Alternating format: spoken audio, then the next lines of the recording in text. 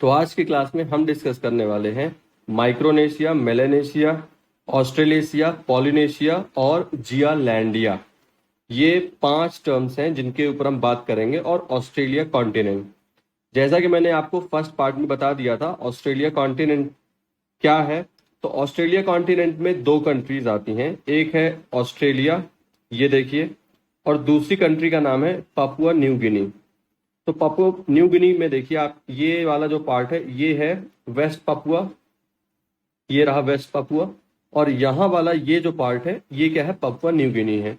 तो Papua New Guinea और Australia, Australia country, एक कंट्री कौन सी हो गई, पापुआ न्यू गिनी, और एक कंट्री कौन सी हो गई, ऑस्ट्रेलिया। इन दोनों कंट्री को मिला देंगे तो कॉन्टिनेंट बनेगा ऑस्ट्रेलिया कॉन्टिनेंट।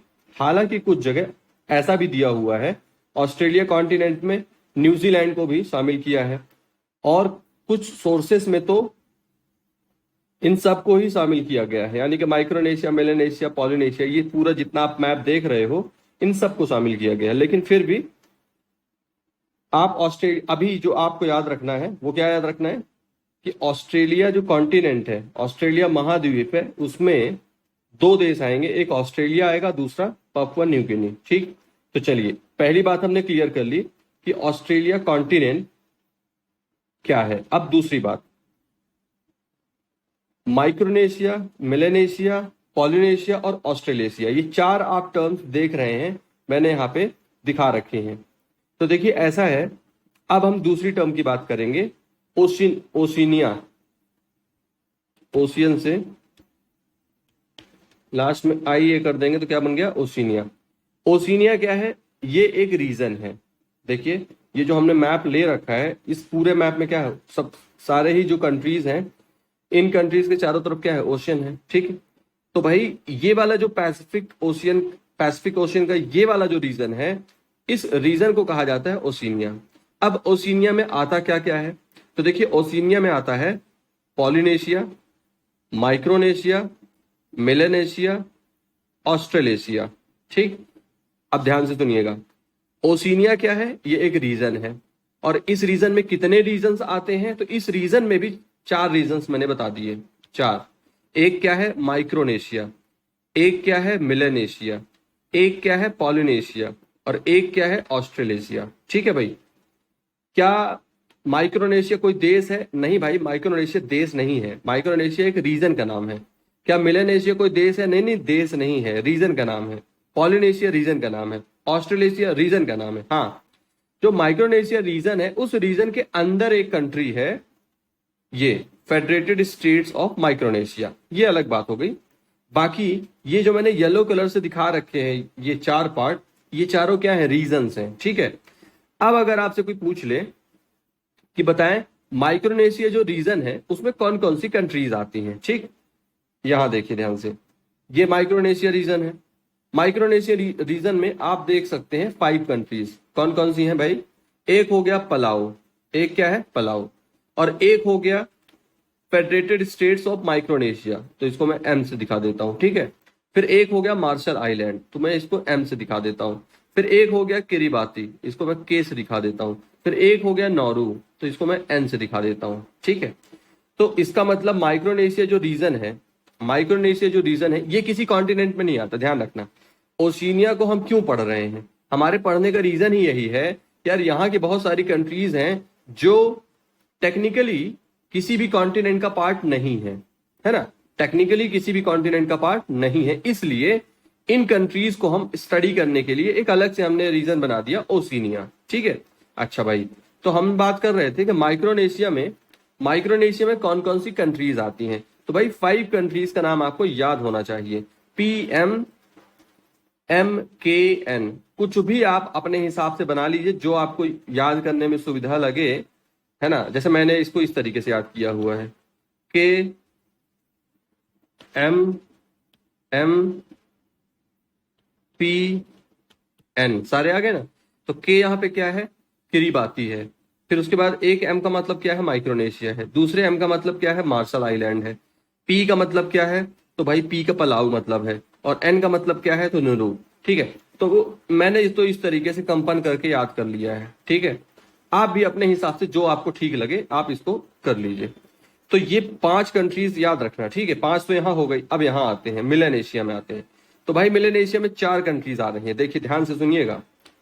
जब मैंने आपसे कहा कि बताए ऑस्ट्रेलियन कॉन्टिनेंट में क्या आता है, तो भाई ऑस्ट्रेलियन कॉन्टिनेंट में एक ऑस्ट्रेलिया आता है और दूसरा पापुआ न्यू गिनी आता है। देखिए ये एक पूरा आइलैंड है, इस आइलैंड को बीच में से ऐसे डिवाइड किया, ठीक है, पॉलिटिकली डिवाइड किया बीच में से, राजनीतिक रूप से।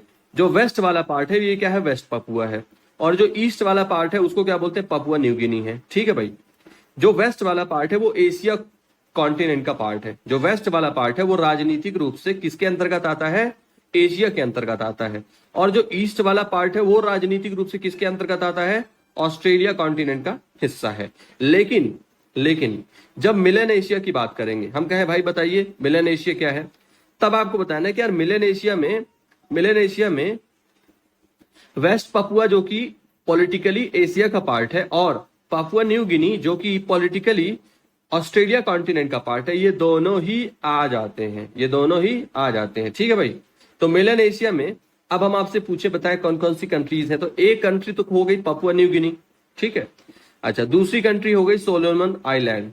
एक हमने क्या बोला, इसको हम ऐसे लिख देते हैं, ये हो गई पापुआ न्यू गिनी, दूसरा हो गया सोलोमन आइलैंड, तीसरा हो गया वनालू, और अगला हो गया फिजी, ठीक है भाई। तो मेलेनेशिया में जैसे हमने वहां पे कंपन करके याद किया हुआ है, तो इसको भी इस तरह से आप पीवी सिंधु करके ऐसे मैंने इसको बना रखा है ना। तो इसको इस तरीके से मैं लिख देता हूं, इसको यहां लिख देते हैं पी वी सिंधु, ठीक है, और उसके बाद एफ, पीवी सिंधु, ठीक है भाई। वहां के लिए गया था कंपन था, यहाँ के लिए क्या था, पीवी सिंधु एफ, ठीक।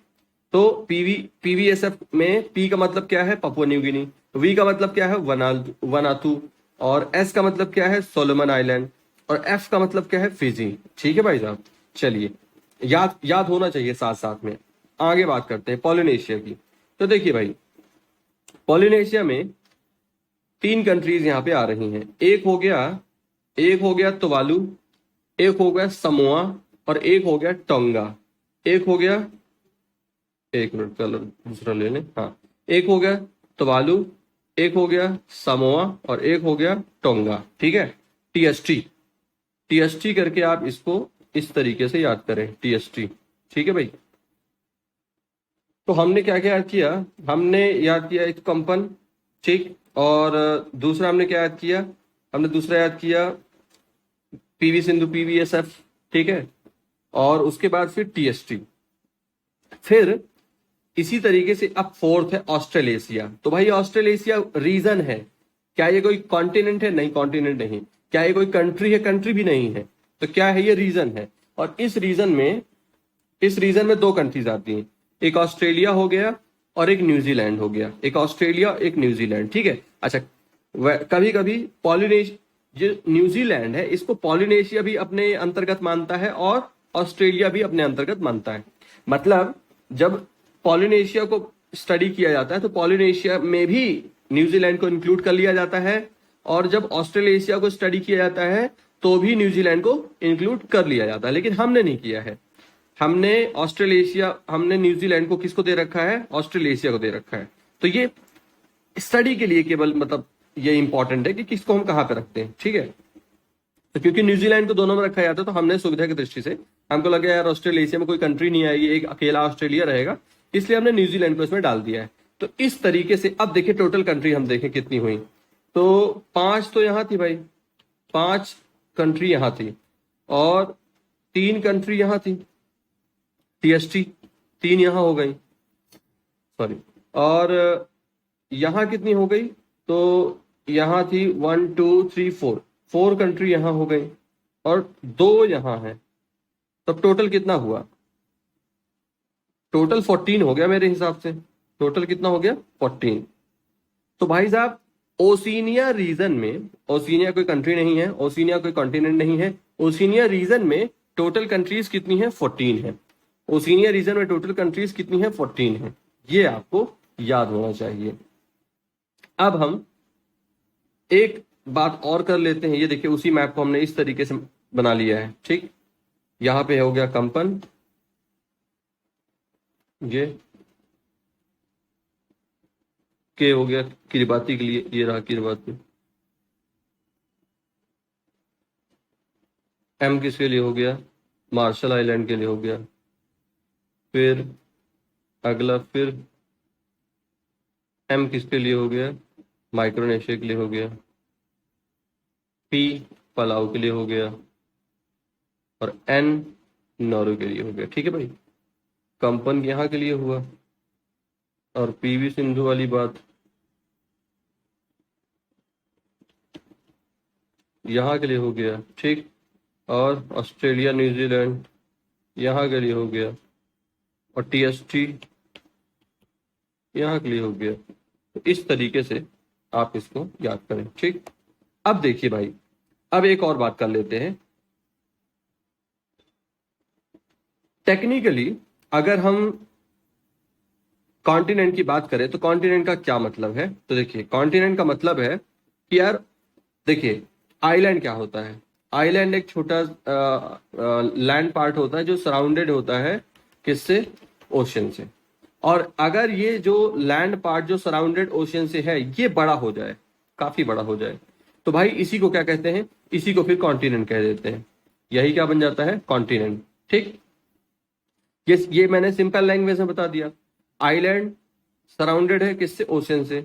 और अगर यही आइलैंड सराउंडेड हो जाए, यही आइलैंड का साइज अगर बहुत बड़ा हो, तो इसको क्या बोलना पड़ेगा, हमको कॉन्टिनेंट बोलना पड़ेगा।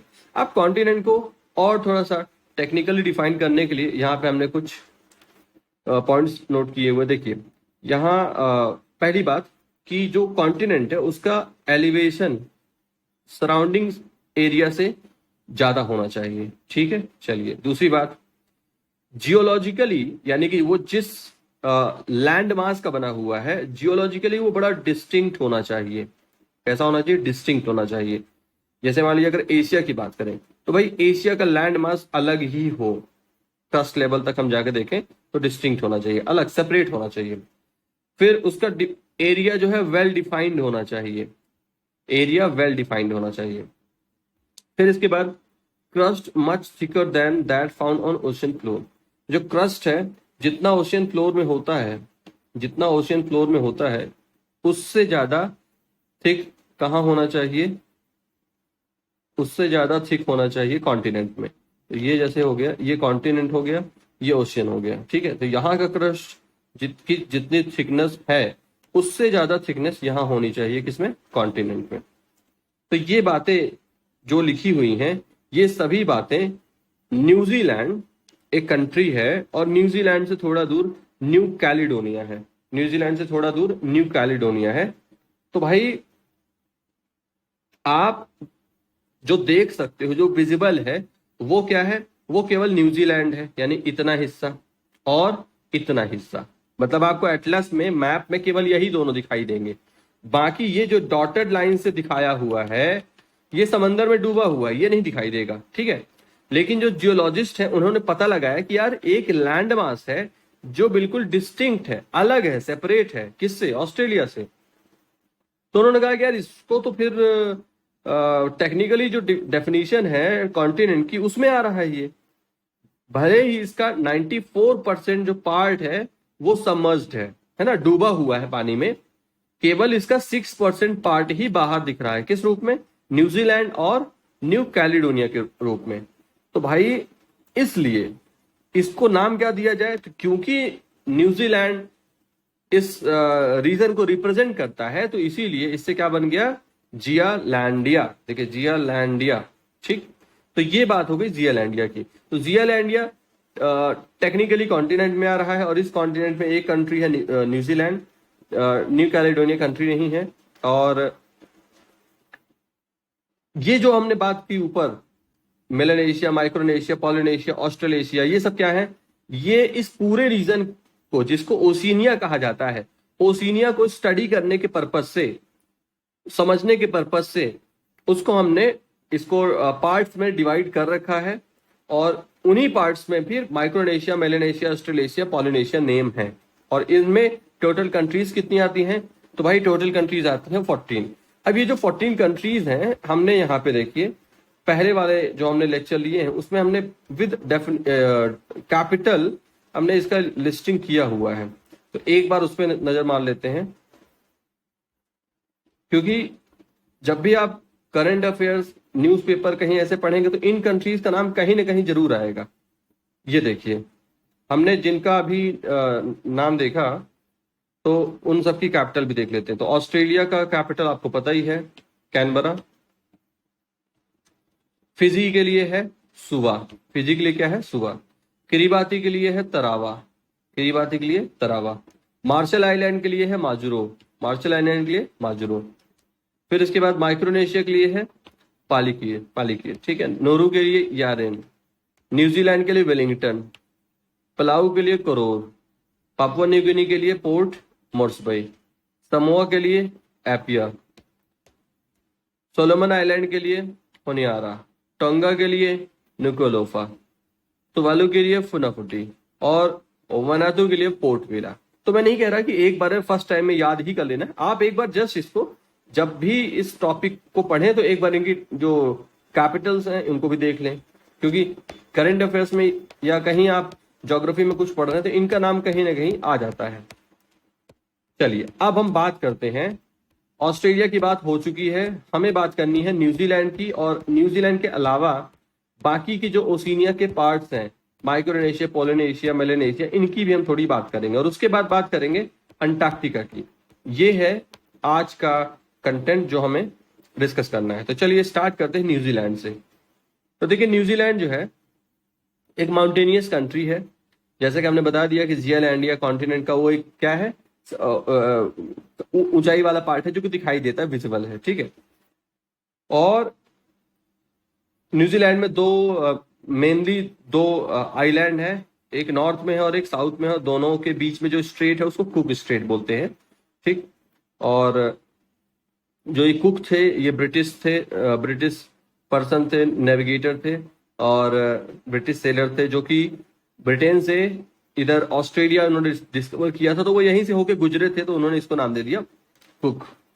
और इसके जो साउथ वाला जो पार्ट है, यानी कि न्यूजीलैंड को हमने दो पार्ट में डिवाइड किया आइलैंड। वैसे बहुत सारे आइलैंड है लेकिन हम इनमें से दो की हम बात कर रहे हैं, जो बड़ा वाला है। तो ये साउथ में जो आइलैंड है इसमें माउंटेन है, इसको बोलते हैं सदर्न अल्प्स। इसको क्या बोलते हैं, सदर्न अल्प्स। और इसका जो हाईएस्ट पीक है वो क्या है, माउंट कुक है।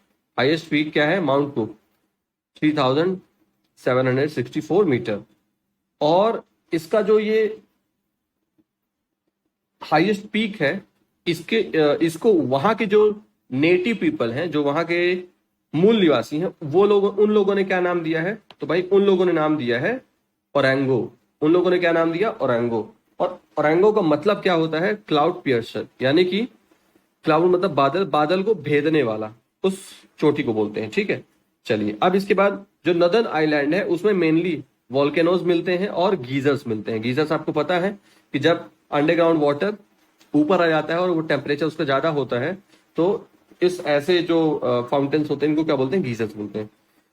फिर लार्जेस्ट लेक की बात करें तो लेक टॉपो, लेक टॉपो जो है लार्जेस्ट लेक है न्यूजीलैंड का, और ये कहाँ है, नॉर्थ आइलैंड में है। इसके बाद यहाँ नॉर्थ आइलैंड में ये लेक हो गए बीचों बीच बिल्कुल। फिर इसके बाद वाइकाटो जो है, वाइकाटो ये लॉन्गेस्ट रिवर है, इसकी लेंथ 425 किलोमीटर है, ये यहाँ की लॉन्गेस्ट रिवर हो गई। और कीवी आपने देखा ही होगा, ये यहाँ का नेशनल बर्ड है, कीवी। तो न्यूजीलैंड में ये बातें आपको बिल्कुल दिमाग में फिट हो जानी चाहिए। क्या क्या हमने बात कर ली, हमने कहा कि यार इसमें मेनली दो आइलैंड है, दोनों को सेपरेट करता है कुक स्ट्रेट। और जो इसमें से साउथ आइलैंड है, यहाँ पे एक माउंटेन है, इस माउंटेन को हम बोलते हैं सदर्न अल्प्स, और उसका जो हाईएस्ट पीक है माउंट कुक। इसके बाद इसको ओरेंगो भी बोलते हैं यहाँ के जो नेटिव्स हैं। और जो इसके जो नॉर्थ वाला आइलैंड है वहां वॉल्केनोज और गीजर्स मिलते हैं। और दो आपको नाम याद रखने, एक टॉपो ये क्या है, लेक है, और एक वाइकाटो, वाइकाटो क्या है, लॉन्गेस्ट रिवर है। कीवी यहाँ का नेशनल बर्ड है। अब देखिए यहाँ पे हमने ये मैप दिखा रखा है, ये रहा कुक स्ट्रेट, ये रहा कुक स्ट्रेट, ठीक। और ये रहा माउंट कुक, और यहाँ साउथ वाले आइलैंड में ये जो कोस्टल प्लेन आपको दिखाई दे रहा है इसको बोलते हैं plane of Canterbury. Plane of Canterbury, क्या बोला हमने कि जो साउथ वाला न्यूजीलैंड का आइलैंड है, साउथ आइलैंड है, यहाँ माउंटेन के अलावा ये जो आप कोस्टल प्लेन देख रहे हैं इसको क्या बोलते हैं, plane of Canterbury. Plane of Canterbury, ठीक है। प्लेन बहुत इंपॉर्टेंट है यहाँ, क्योंकि इसी की वजह से यहाँ पे कैटल रियरिंग होता है और मिल्क का प्रोडक्शन बहुत, अगर हम कहें कि पूरे वर्ल्ड में डेयरी जो इंडस्ट्री है सबसे ज्यादा डेवलप कहाँ है, तो सबसे ज्यादा डेवलप न्यूजीलैंड में है। छोटा सा कंट्री है बिल्कुल, लेकिन इसके बाद भी जो मिल्क के प्रोडक्ट हैं, मिल्क के जो दूसरे प्रोडक्ट्स होते हैं उनके एक्सपोर्ट के मामले में नंबर 1 है ये, ठीक है। अच्छा, और ये आपको पता ही होना चाहिए, तस्मान सी है ये, ठीक। अच्छा, इसके अलावा कुछ इंपॉर्टेंट, और ये एक और बात यहाँ देखिए, ये फॉबेक्स स्ट्रेट। अब ये देखिए, ये वाला जो स्ट्रेट है इसको क्या बोलते हैं, फॉबेक्स स्ट्रेट, और ये स्टीवर्ट आइलैंड है, स्टीवर्ट आइलैंड। अब यहाँ देखिए, कैपिटल क्या है इसका, कैपिटल हमने बात कर ही ली है, वेलिंगटन है, ये रहा, ठीक, ये रहा वेलिंगटन। और इसके अलावा 2 इंपॉर्टेंट और इसकी सिटीज हैं, क्राइस्ट चर्च हो गया और ड्यूनडिन हो गया, ड्यूनडिन हो गया, क्राइस्ट चर्च हो गया, ड्यूनडिन हो गया। तो हमने ये जो आपको नेम बता दिए हैं, वेलिंगटन हो गया, क्राइस्ट चर्च हो गया, ड्यूनडिन हो गया, तो मेनली जो पॉपुलेशन है 50% वो यहीं पे रहती है। दोनों ही जो आइलैंड है वहां के जो फर्टाइल प्लेन्स होते हैं उनको क्या बोलते हैं, कैंटरबरी, अभी हमने ऊपर देख लिया।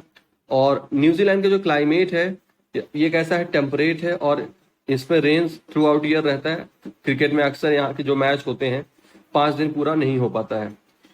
वेस्टर्न पार्ट जो है इस आइलैंड का वो ज्यादा रेनफॉल रिसीव करता है वेस्टर्लीज की वजह से।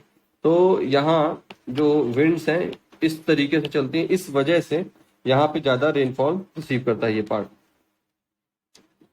और जैसा कि मैंने बताया कि डेयरी इंडस्ट्री यहाँ पे वर्ल्ड में सबसे ज्यादा डेवलप्ड है, इसलिए ये लार्जेस्ट एक्सपोर्टर है मिल्क प्रोडक्ट्स का। हमने मिल्क की बात नहीं की, मिल्क प्रोडक्ट्स बोला है। और शीप जो है, भेड़ का भी यहाँ बहुत शीप रियरिंग की जाती है, और शीप के मीट के मामले में ये तो ऑस्ट्रेलिया को भी इस आइलैंड ने पीछे कर दिया है, यानी एक्सपोर्ट के मामले में ऑस्ट्रेलिया से भी आगे निकल गया, ठीक। इसके अलावा यहाँ व्हीट और फ्रूट्स का भी प्रोडक्शन होता है। यहाँ के जो नेटिव्स हैं इनको क्या बोलते हैं, माओरी बोलते हैं, इनको क्या बोलते हैं, माओरी। ऑकलैंड यहाँ का लार्जेस्ट सिटी है और पोर्ट भी है। वेलिंगटन की हमने ऊपर बात कर ही ली है, कैपिटल है। क्राइस्ट चर्च और ड्यूनडिन की भी बात हो गई है। और लगभग आधी जो पॉपुलेशन है न्यूजीलैंड की वो इन्हीं 4 सिटीज में रहती है।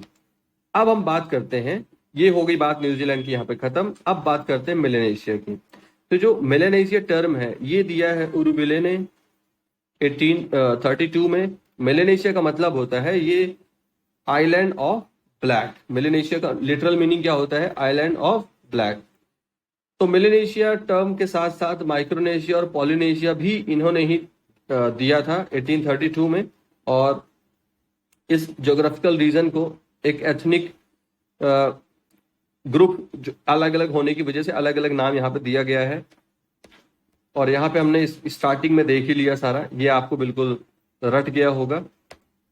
अब आगे बात करते हैं, जियालैंडिया की भी बात हो ही गई है। तो जो मेलानेशिया है वो पूरा ईस्टर्न पैसिफिक से लेकर के अराफुरा सी तक फैला हुआ है। लगभग इसमें 2000 आइलैंड्स हैं, लगभग 2000 आइलैंड हैं, यानी कि हम इस रीजन की बात कर रहे हैं। यहाँ इतने में मेन आइलैंड्स तो हमने यहाँ पे दिखा रखे हैं, लेकिन इसके अलावा अगर टोटल काउंट करें तो कितने आ जाएंगे, लगभग 2000 आइलैंड आ जाएंगे। और इसका जो एरिया है काफी ज्यादा है, 386,000 स्क्वायर माइल्स है, ठीक है। और लगभग 12 मिलियन लोग यहाँ पे रहते हैं। और यहाँ का क्लाइमेट ऑब्वियस है, यहाँ से क्योंकि ट्रॉपिकल इक्वेटर यहाँ से पास होता है, तो इस वजह से यहाँ का ट्रॉपिकल ह्यूमिड क्लाइमेट रहता है। और हमने इसकी बात कर ही ली है, न्यू गिनी, वनातू और सोलोमन आइलैंड यहाँ पे हैं। और जो ये इंडोनेशिया का, जो ये वेस्टर्न जो New Guinea, Papua New Guinea के जो वेस्ट वाला पार्ट है उसको इरियन जाया भी बोलते हैं। हम यहाँ की बात कर रहे हैं।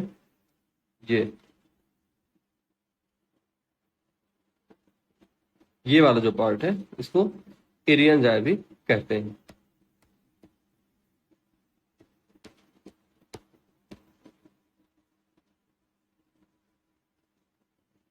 और जो ईस्टर्न पार्ट है उसको तो पापुआ न्यू गिनी हमने बता ही दिया है। इसके बाद जो न्यू कैलिडोनिया है, न्यू कैलिडोनिया जो है, यहाँ पे फ्रांस का एडमिनिस्ट्रेशन है।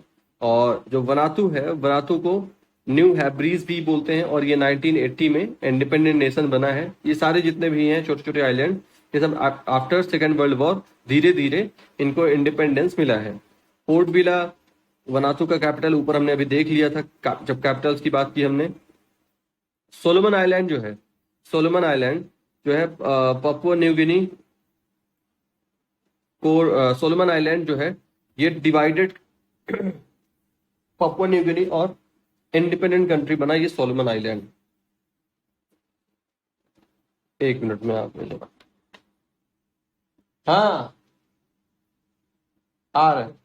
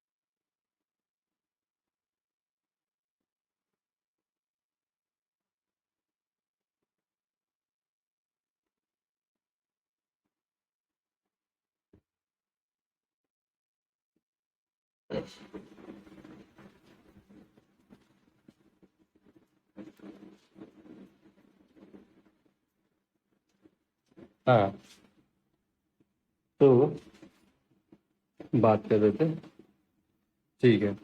तो सोलोमन आइलैंड जो है, यहाँ पे देखिए सोलोमन आइलैंड, जी। तो सोलोमन आइलैंड जो है, यहाँ ये छोटे छोटे छोटे छोटे जितने पार्ट्स हैं ये आप दिखाई दे रहा है, ये यहाँ तक पूरा फैला हुआ है। और इसके बीच में क्या आ रहा है, पापुआ न्यू गिनी। तो पापुआ न्यू गिनी जो है, ये पापुआ न्यू गिनी, ये और ये पापुआ न्यू गिनी एक तरह से देखा जाए तो सोलोमन आइलैंड पूरा यहाँ से यहाँ तक फैला हुआ है और बीच में पापुआ न्यू गिनी है। तो ये हो गया।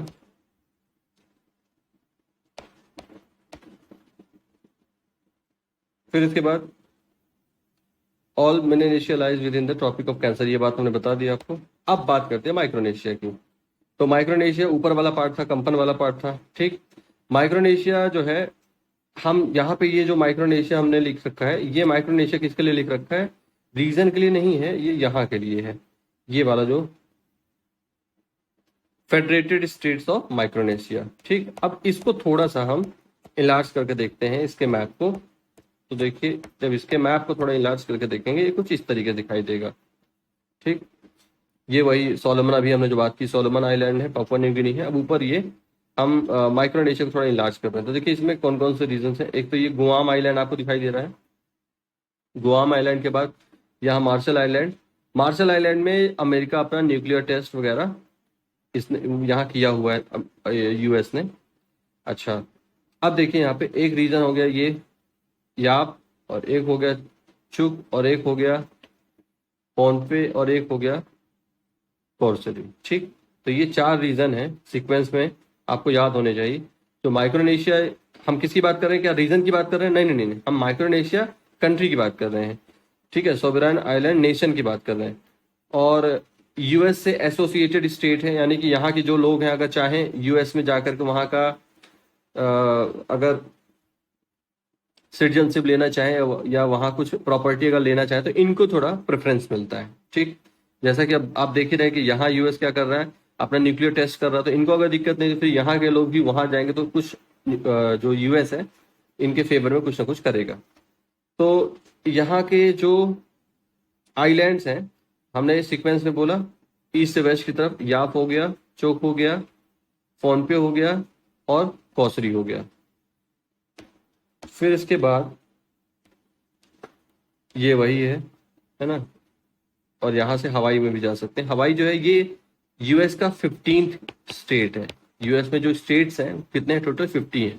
तो कुछ तो उसके कॉन्टिनेंट में ही हो गए और कुछ बाहर भी हैं, बाहर बाहर अलग अलग जो ओशियंस हैं वहां पे कहीं कहीं आइलैंड में स्टेट्स बना रखे हैं। तो ये हवाई उसी में है। तो यहाँ से यहाँ तक जाने के पूरा ये रूट दिखा रखा है। अब टोटल आइलैंड्स, यहाँ भी वही बात है, काफ़ी सारे हैं। मेन मेन हमने केवल बात की है, टोटल 607 आइलैंड्स हैं। और इसका पूरे आइलैंड्स का अगर डिस्टेंस देखा जाए तो 2700 किलोमीटर, काफ़ी लंबा हो गया, ये काफ़ी लंबा इस तरह से बनता है। और इसमें कैरोलिना और दूसरे जो आइलैंड हैं वो सारे मिल करके इन्होंने यूनाइटेड नेशन का मेंबरशिप दे रखा है। यहाँ पे देखिए, इसमें भी एक बार इस मैप में और थोड़ा सा क्लियर सा, आप अगर आपको बाकी अभी हमने तो ऊपर काफी जूम करके दिखाया था, अब एक थोड़ा सा जूम उसको कम करें तो इस तरीके से आप देख सकते हैं हम यहाँ की बात कर रहे हैं, ये इसकी बात की जा रही है। और बाकी आप देख ही सकते हैं यहाँ पे इक्वेटर यहाँ से ये पास हो रहा है। तो गुआम जो है ये माइक्रोनेशिया का ये लार्जेस्ट आइलैंड है और यहाँ का सॉइल बहुत फर्टाइल है। और जैसे कि मैंने बताया कि मार्शल जो आइलैंड है वहाँ पे बिकनी एटॉल है, बिकनी एटॉल। यहाँ पे न्यूक्लियर वेपन का जो है टेस्ट यूएस ने किया। अच्छा, एटॉल क्या है अब ये थोड़ा समझ लेते हैं। देखिए ऐसा है, ये मान लीजिए ये सी है, सी लेवल हो गया, और यहाँ नीचे ये लैंड वाला पार्ट हो गया। अब यहाँ पे वॉल्केनिक इरप्शन हुआ, ठीक है, वॉल्केनिक इरप्शन हुआ तो धीरे धीरे धीरे धीरे धीरे धीरे वॉल्केनो ऊपर आया, ऊपर आया, ऊपर आया। और ये जैसे ही वॉल्केनो से जो लावा निकल रहा है ठंडा हुआ, क्योंकि यहाँ तो भाई पानी ही है, ठंडा हुआ तो ऑब्वियसली वो रॉक की फॉर्म में आएगा। और ये जैसे ही ऊपर आया, ऊपर आया, दुनिया वालों की नजर पड़ी और दुनिया वालों ने इसको क्या बोल दिया? आइलैंड बोल दिया, ठीक है भाई। अब एक दिन का काम नहीं होगा ये, है ना, इसमें लाखों साल लग सकते हैं, हजारों साल लग सकते हैं। तो अब ये ऊपर आ गया। अब धीरे धीरे क्या होगा, जो बर्ड्स होती हैं वो यहाँ पे कुछ अपना ड्रॉपिंग्स डालेंगे, ठीक। कुछ और एनिमल्स हैं बाई विंड यहाँ पे आएंगे, कुछ ये ओशन के थ्रू जो यहाँ वेव्स हैं, वेव्स के थ्रू यहाँ पे आएंगे। तो इस तरीके से बाहर के जो एनिमल्स हैं, फ्लोरा फना, यहाँ पे अपना इनका डेवलपमेंट स्टार्ट हो जाएगा, ठीक है। चलिए, फिर ये डेवलपमेंट स्टार्ट होगा तो इस तरीके से हो गया। अब क्या है, जो कोरल्स हैं, कोरल पॉलिप होते हैं, ये इस तरीके से किनारे किनारे पे ये यहाँ की जो कंडीशंस होती हैं ये इनके लिए फेवरेबल कंडीशन होती हैं ग्रोथ करने के लिए, ठीक। तो ये यहाँ पे ग्रोथ करना स्टार्ट कर देंगे। धीरे धीरे ये ग्रोथ करते जाएंगे और ये इनकी हाइट थोड़ा सा ज्यादा हो जाएगी। इस वजह से क्या होगा, इस वजह से जब बारिश होगी तो पानी कहाँ इकट्ठा हो जाएगा? पानी यहाँ बीच में इकट्ठा हो जाएगा, ठीक है। देखिए इस वाटर को हमने इस वाटर से अलग, ये मतलब इस वाले वाटर को पी सकते हैं आप, इस वाले वाटर को हमने अलग दिखा रखा है ये, ठीक है। ज्यादा और ऐसे डेवलपमेंट होता गया। तो ये क्या है, ये तो भाई मिट्टी है, ये क्या है, ये कोरल पॉलिप है, दोनों में डिफरेंस है, समझिए बात को। ये क्या है, ये तो लावा से बना हुआ है, ये एटॉल फॉर्मिंग दिखा रहे हैं हम। तो भाई ये क्या है, ये तो चट्टान है। और ये क्या है, ये तो भाई कोरल पॉलिप है ना। अगर आप चाहो कि कुछ प्लांट लगा दो, प्लांटेशन कर दो, तो प्लांटेशन यहाँ किया जा सकता है, यहाँ नहीं किया जा सकता। हाँ, छोटे मोटे जो प्लांट्स है वो आ जाएंगे क्योंकि थोड़ी बहुत डस्ट भी आएगी यहाँ पे, और थोड़ी बहुत सॉइल फॉर्मेशन स्टार्ट हो जाएगा। लेकिन भाई ये तो पूरा प्योर क्या है, ये तो पूरा प्योर जिसको कहते हैं ना, ऐसे समझो जो अपना अंडमान निकोबार है वो ये है, और जो अपना लक्षद्वीप है वो क्या है, वो ये है। ये अंडमान निकोबार है और ये लक्षद्वीप है, इस तरीके से। तो देखिए अब ये जो यहाँ पे लेक बन रही थी धीरे धीरे ये काफी बड़ी हो गई और ये नीचे धंस गया, हैवी हो गया ना। ये देख दोनों साइड से कोरल पॉलिप इसमें डिपॉजिट हो रहे हैं, इस वजह से ये हैवी हो गया, नीचे चला गया, नीचे चला गया। अब ये जो चीज बन गई इसको बोलते हैं एटॉल। ये जो बन गया है ये है एटॉल, ठीक है। तो हमने वही यहाँ पे बात की कि बिकनी एटॉल क्या है, जो मार्शल आइलैंड है वहां पे इस तरह से बना हुआ है। चलिए अब बात कर लेते हैं थोड़ा सा पॉलिनेशिया के बारे में। तो भाई पॉलिनेशिया ये पूरा स्प्रेड है ईस्ट ऑफ मेलेनेशिया, ऊपर हमने देखा ही है। बहुत सारे आर्किपेलागो हैं। हवाई की बात हमने कर ही ली है ना, 15th। अच्छा, यहाँ के जो नेटिव हैं जो पॉलिनेशिया के, वो न्यूजीलैंड में भी रहते हैं, हवाई में भी रहते हैं। टोंगा जो है आइलैंड, इसको 1970 में इसको फ्रीडम मिला है, यूएनएफ से इसको मेंबरशिप मिल गई है 1999 में। तुवालू जो है इसमें 9 टाइनी आइलैंड्स हैं जो साउथ पैसिफिक में लोकेटेड हैं। तो उसमें से जो 5 हैं वो कैसे हैं, कोरल एटॉल हैं। 4 जो हैं उसमें लैंड है सीबेड वाली, यानी कि जो 5 है, 5 तो किस तरीके से बन चुके हैं, ऐसे बन चुके हैं। और जो बाकी के 4 है वो किस तरीके से हैं, वो इस तरीके से हैं, ठीक। मतलब अभी उसमें जो कोरल पॉलिप्स हैं वो, जैसे ऑस्ट्रेलिया के जो कोरल्स हैं वो किस स्टेज वाले हैं, इस स्टेज वाले हैं। कि जैसे ये ऑस्ट्रेलिया हो गया और यहाँ पे ग्रेट बैरियर रीफ है, तो इस ग्रेट बैरियर रीफ और ऑस्ट्रेलिया के बीच में भी गैप है, तो ये क्या हो गया, बैरियर रीफ की बात हो गई। और फ्रिंजिंग रीफ क्या हो गई, अभी साइड साइड में है, अभी डेवलपमेंट। यानी कि ये जो चारों चीजें हैं ये एक फेज की फॉर्म में रहती हैं। तो कोई आप कहीं पे किसी कंट्री की चारों तरफ जो कोरल्स हैं उनको एकदम लास्ट स्टेज में देखोगे तो वो लैगून बन चुका होगा, और थोड़ा पहले वाली स्टेज में बैरियर में होगा, और थोड़ा पहले सबसे प्राइमरी स्टेज में होगा तो फ्रिंजिंग होगा। फिर इसके बाद ये हो गई बात। तुवालू को पहले एलिस आइलैंड भी बोला जाता था, और तुवालू इंडिपेंडेंट हुआ है 1978 में। और 2000 5 सितंबर 2000 को ये 189th मेंबर बन गया किसका, यूएस का। और इसका कैपिटल क्या है, फुनाफुटी है, फुनाफुटी। किरीबाती के ऊपर हमने बात की थी, आपको लोकेशन दिखा रखा है, ठीक। तो इसमें भी 33 एटॉल्स, पूरा रीफ आइलैंड एक तरह से बना हुआ है, एटॉल का ही पूरा बना हुआ है ये। और इसको भी यूनाइटेड नेशन का 1999 में मेंबरशिप मिल गया है। तरावा इसका कैपिटल है, ऊपर हमने देख लिया है। अब बात करते हैं भाई अंटार्कटिका की। तो अंटार्कटिका में बहुत सारी बातें नहीं है, जितनी ही बातें देख लेते एक बार। ये 5th लार्जेस्ट कॉन्टिनेंट है। पॉपुलेशन यहाँ बिल्कुल नहीं है, जो लोग भी यहाँ रहते हैं वो साइंटिस्ट हैं जो स्टडी और रिसर्च के पर्पज से वहां पर रह रहे हैं, बाकी जनता नहीं रहती वहां। जेम्स कुक ने सबसे पहले इसको देखा था, लेकिन वो मेन कहाँ से देखा था, साइड से देखा था।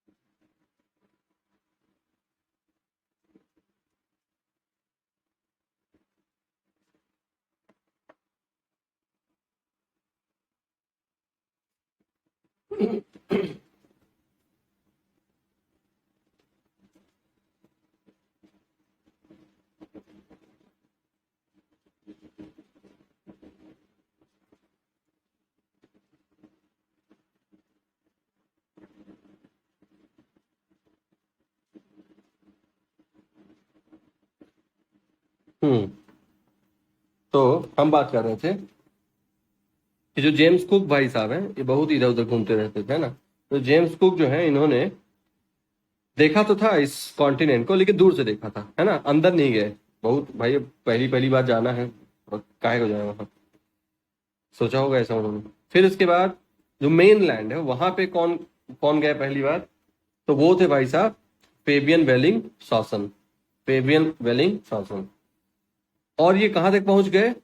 ये अपने वोस्टक शिप से आए थे, ये अंदर तक चले गए। कब की बात है ये? 1820 की बात है। अच्छा भाई, अब ये रहा अपना अंटार्कटिका। और अंटार्कटिक जो है, अंटार्कटिका बोल दिया, अंटार्कटिक जो है, इसमें अब स्पेशल लोकेशंस देखते हैं। एटलस से हमने इसको लिया हुआ है। तो देखिए भाई, पहले तो इसका शेप देखिए कैसा है। इसका शेप है कुछ इस तरीके से, ये ठीक है भाई। अब इसमें लोकेशन देखते हैं। यहाँ पे लोकेशन है मैत्री। यहाँ पे लोकेशन किसकी है? ये देखिए ध्यान से, ये है मैत्री। ठीक है भाई, मैत्री इंडिया का बेस। और मैत्री के बगल में दक्षिण गंगोत्री। ठीक, तो ये मैत्री वाला लोकेशन हो गया, और इसी के बगल में यहाँ दक्षिण गंगोत्री हो गया। ठीक, फिर इसके बाद यहाँ पे देखेंगे चाइना का बेस है, जहां हम जाते हैं वहीं चाइना पहुंच जाता है। और चाइना के ऊपर फिर हमारा ये रहा भारतीय बेस। ठीक, तो भाई भारती को यहाँ दिखा देते हैं। ये वाला लोकेशन हो गया भारती का। ठीक, ये मैत्री का हो गया, दक्षिण गंगोत्री भारती। चलिए अब आगे बात करते हैं। भारती वाला जो कैंप है वो किसके पास में है? लार्समन हिल्स में है। कहाँ है? लार्समन हिल्स। लार्समन हिल्स। ठीक है भाई, तो लार्समन हिल्स दिखा देते हैं। तो यहाँ पे ये जो हिल्स हैं ऐसे दिखा दिए, ये है लार्समन हिल्स। ठीक है भाई। अब लार्समन हिल के बाद फिर और इंपॉर्टेंट, वोस्टक, दुनिया की सबसे ठंडी जगह, -95 डिग्री सेल्सियस टेम्परेचर। कहाँ का? वोस्टक का रिकॉर्ड हुआ। ठीक है भाई, तो वोस्टक दिखा देते हैं। ये अपना साउथ पोल है। ठीक, ये साउथ पोल, यहाँ कहीं वोस्टक है। ठीक, वोस्टक। अच्छा, यहाँ एक लेक है, और ये जो लेक है बहुत ही ज्यादा सॉल्टी लेक है। इसका सैलिनिटी उतनी ही है जितनी डेड सी की है। ठीक है, तो लेक विडा, लेक विडा। और लेक विडा के बगल में माउंट इरेबस है। कौन सा माउंट है? Mount Erebus. ठीक है भाई, थोड़ा सा इसको ठीक कर देते हैं।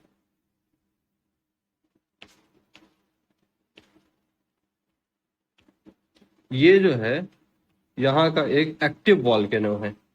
क्या है ये? Active volcano. इसके बगल में ही क्या है? ये अपनी जो लेक है। तो इसको दिखा देते हैं, माउंट इरेबस। ठीक, तो ये हो गया यहाँ पे माउंट इरेबस। ठीक, फिर इसके बाद माउंट इरेबस के बाद ये देखिए पूरा एक माउंटेन का पूरा रेंज दिख रहा है, ये इस तरीके से। ये तो भाई ये जो माउंटेन रेंज है ना, इसको बोलते हैं क्वीन मॉड माउंटेन। कौन सा माउंटेन? Queen mod. तो क्वीन मॉड जो है पूरा यहाँ इस तरह से, यहाँ से फैला देते हैं इसको, क्वीन मॉड। ये ठीक, ये हो गया क्वीन मॉड माउंटेन। फिर इसके बाद दो सी हैं जिनका नाम आपको याद रखना है। दो सी हैं, कौन कौन से हैं? एक है रॉस सी। कौन सा सी? रॉस। एक है रॉस सी। ठीक भाई, एक हो गया रॉस सी, और एक है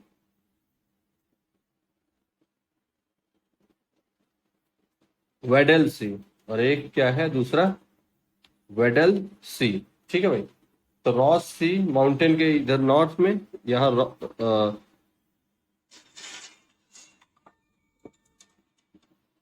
यहाँ रॉस सी है, और यहाँ वेडल सी है। रॉस सी हो गया, वेडल सी, ठीक, दो हो गए। फिर इसके बाद अगली जो आपको चीज याद रखनी है, हाईएस्ट यहाँ का पीक पूरे अंटार्कटिका, हाईएस्ट जो पीक है वो है विंसन मैसिफ। वो क्या है, विंसन मैसिफ। इसको भी थोड़ा सा हम कलर वलर कर दें थोड़ा, विंसन मैसिफ, विंसन मैसिफ, ये हो गया भाई 5129। ये जो मैं एटलस आपको दिखा रहा हूं ना, ये वही जो स्टडी टू डे पब्लिकेशन का मैंने बता रखा है ना, वही एटलस है, स्टडी टू डे पब्लिकेशन वाला, उसी से मैंने फोटो लिया है। ठीक है, तो आप जो मैं लोकेशन बता रहा हूं, इन लोकेशंस को वहां पे आप देख सकते हैं। ठीक, तो विंसन मैसिव दिखा देते हैं, तो ये रहा अपना विंसन मैसिव। ठीक, विंसन मैसिव। तो भाई ये रीजन जो है, ध्यान से देखिए, ये वाला जो रीजन है इसको बोलते हैं पामर लैंड। कौन सा land, Palmer Land, PALMER, Palmer Land. भाई साहब यही वो धरती है जो समर के टाइम पे, कुछ टाइम के लिए यहाँ पे स्नो से कवर्ड नहीं रहती है। मतलब अगर आप यहाँ गए हैं तो आपको धरती नहीं नसीब होगी। ठीक है, आप कहाँ रहोगे, स्नो के ऊपर रहोगे। और स्नो कब छटेगी, तो भाई समर में। पूरे अंटार्कटिक का केवल 2% रीजन है जितना कि विदाउट स्नो आपको दिखाई देगा, कब, समर रीजन में। ठीक है, तो कौन सी जगह पे दिखाई देगा, इसी जगह पे दिखाई देगा। अब ध्यान से देखिए, यहाँ पे अगर वर्ल्ड मैप को बनाने की कोशिश की जाए तो देखिए, ध्यान से देखिए कैसे बनेगा। इंडिया यहाँ कहीं है, ठीक है, यहाँ इंडियन ओशियन है। अब अगर इंडिया यहाँ है तो इसका मतलब अफ्रीका यहाँ है। अफ्रीका, अब भाई दुनिया गोल ना है, ऐसे थोड़ी कि सब यहीं पे इस तरीके से बनाना पड़ेगा। अगर इंडिया यहाँ बना रहे हैं तो अफ्रीका फिर कुछ इस तरीके से बनाना पड़ेगा ऐसे, और जो साउथ अमेरिका होगा वो कुछ इस तरीके से बनाना होगा ऐसे। तो हम बताना ये चाह रहे हैं कि ये जो पामर वाली जगह है, पामर लैंड वाली जो जगह है, ये, इससे अगर आप और आगे जाओगे तो कहाँ पहुंच जाओगे, आप पहुंच जाओगे साउथ अमेरिका। कहाँ पहुंच जाओगे आप, साउथ अमेरिका। ठीक है भाई, ये आप यहां पहुंचोगे। तो ये आप जब एटलस में देखोगे तो आप समझ जाओगे। ठीक है, तो इसके चारों तरफ क्या है, ओशियन है। इसके चारों तरफ ओशियन है, और कुछ दिन पहले ऐसे न्यूज आई कि भाई इसके चारों तरफ वाला जो ओशियन है उसको एक अलग सेपरेट ओशियन बोल दिया गया है, उसको सेपरेट ओशियन बोल दिया गया है। चलिए अब कुछ और फैक्ट्स देख लेते हैं। ये जो हमने अभी लोकेशन को हाईलाइट किया, वो लोकेशन, उन लोकेशंस का नाम आगे मिलने वाला है। तो देखिए, पहले अब भारत के कॉन्टेक्स्ट में बात कर लें। भारत के कॉन्टेक्स्ट में अगर बात करें तो साउथ पोल में सबसे पहले कौन पहुंचा, अरे सॉरी, अभी भारत के कॉन्टेक्स्ट में नहीं, अभी साउथ पोल की बात हमने बात की। कौन दूर से देख के लौट गया, कौन अंदर तक गया, फिर अब हम बात क्या कर रहे हैं, कौन बहुत अंदर तक गया, एकदम साउथ पोल में। ठीक है, तो 3 नाम आपको याद रखने हैं। बाहर से देख के कौन लौट गया, जेम्स कुक। अंदर तक कौन गया, सॉसन गए, सॉसन। ठीक है, और बिल्कुल अंदर कौन चला गया है, बिल्कुल अंदर गया है रोनाल्ड एमंडसन। ठीक है, रोनाल्ड नहीं है, सॉरी, रॉल्ड एमंडसन। ठीक है, रॉल्ड एमंडसन। ठीक, इसके बाद अब इंडिया के कॉन्टेक्स्ट से बात करें तो एक भाई साहब हैं, उनका नाम है रामचरण जी, मतलब उनके नाम में ही जी लगा हुआ है, रामचरण जी।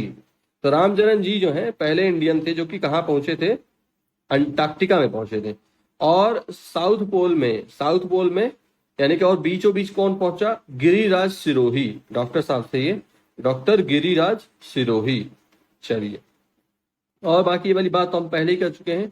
84 में दक्षिण गंगोत्री हमने वहां पे अपना इस्टेब्लिश किया, और उसके बाद 87 में मैत्री हमने इस्टेब्लिश किया। उसके बाद 2006 में काम स्टार्ट हुआ लार्समन हिल्स में।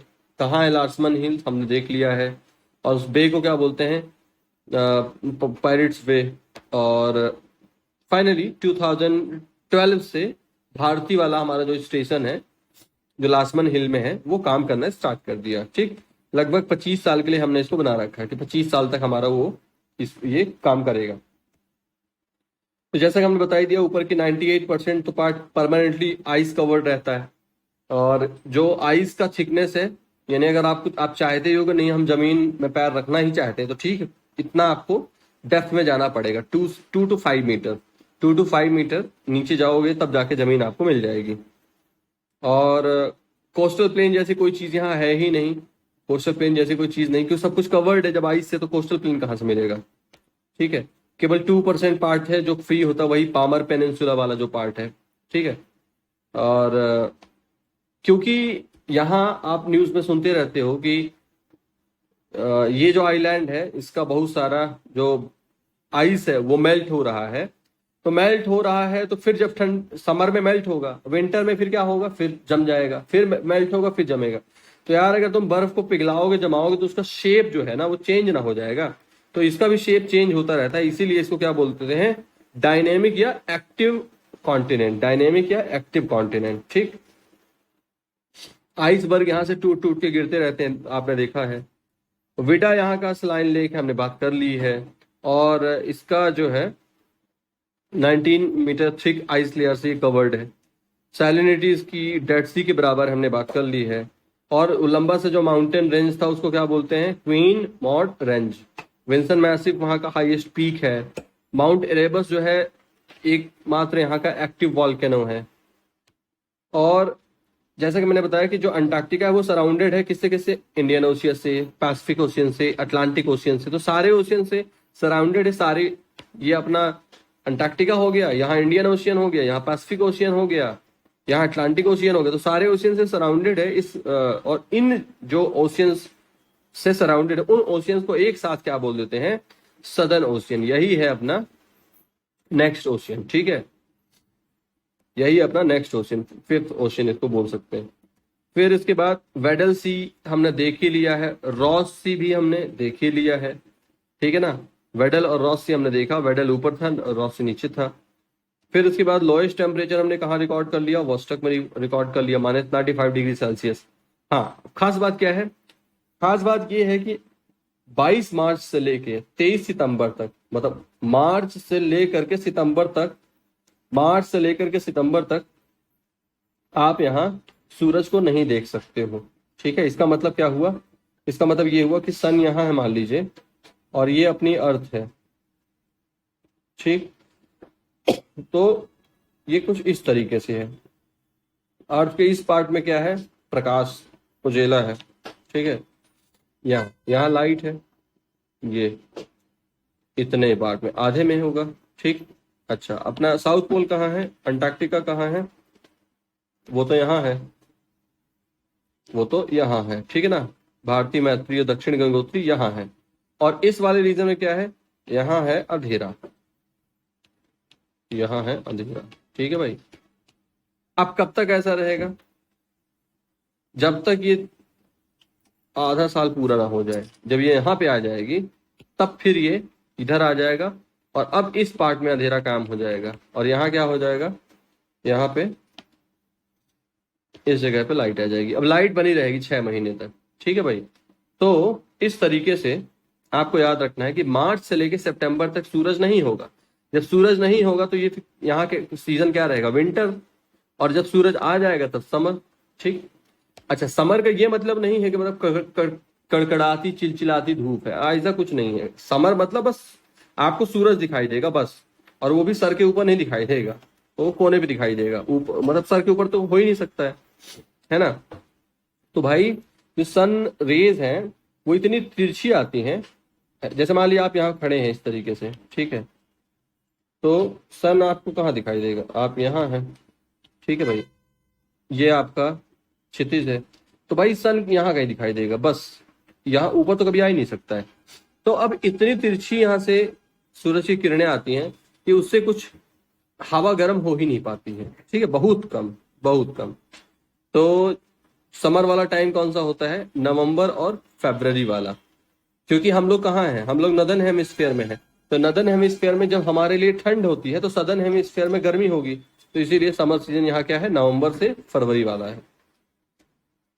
आइस से कवर्ड, इसलिए इसको व्हाइट कॉन्टिनेंट बोलते हैं, वाली बात हो ही गई है। क्लोरोफ्लोरोकार्बन यहाँ पे जाके डिपॉजिट हो जाती है, फिर जब गर्मी आती है तो पिघलने लगती है, इसलिए ओजोन होल बन जाता है।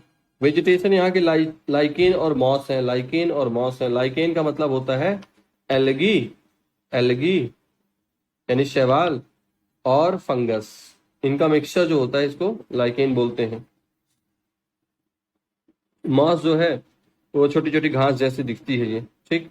अल्बाट्रोस और पेट्रल, अल्बाट्रोस और पेट्रल ये दो हैं जो यहाँ पे फ्लाइंग सी बर्ड्स हैं, फ्लाइंग सी बर्ड्स हैं। और पेंगुइन आपने देखा ही है, पेंगुइन आपने देखा ही है, फ्लाइटलेस बर्ड है, उड़ नहीं सकती है। यहाँ पे एक फिश मिलती है जो यहाँ रहने वाले लोग खाते हैं, और ये फिश कौन सी है? Krill, krill krill krill, krill है। ये झींगा मछली जैसे दिखाई देती है ये। और इसका जो पूरा ग्रुप होता है उस ग्रुप को क्या बोलते हैं? शॉल्स बोलते हैं। फिश का जो ग्रुप होता है उसको शॉल्स बोलते हैं। खास बात ये है कि हाँ भाई, गोल्ड और silver, copper, gold, manganese, uranium, platinum, chromium सब कुछ है, लेकिन ठंड इतनी ज्यादा है कि इसको हम कमर्शियली यूटिलाइज नहीं कर सकते हैं। केवल और केवल किसके लिए है? Dedicated to science. तो भाई ये रही बात, ये रही बात